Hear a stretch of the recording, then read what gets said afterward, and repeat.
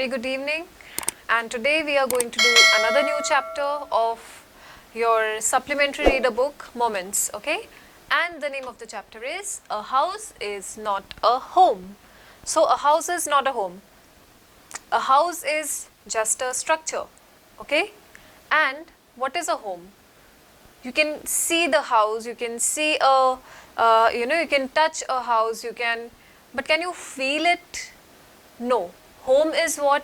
When a family is there, when you have people around you, that is home. House is just a physical structure, but a home is, it is something, it is intangible. Okay, you cannot touch it, you cannot, but you can feel it. You can feel the warmth in a home. Okay, maybe you have a very big house, you have a very luxurious house, but not necessarily that everybody is going to have a home. Home is more important than a house. This is what I feel, right? And I think many people feel like that only, that a home is more important than a house. Why? Because structures are not the things that we live with. We are nature, we are human beings, we are made of nature.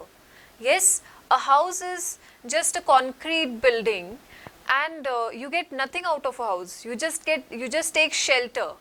Yes, but when we talk about a home, you have people around you. You have your parents, you have your siblings, you have your grandparents, right?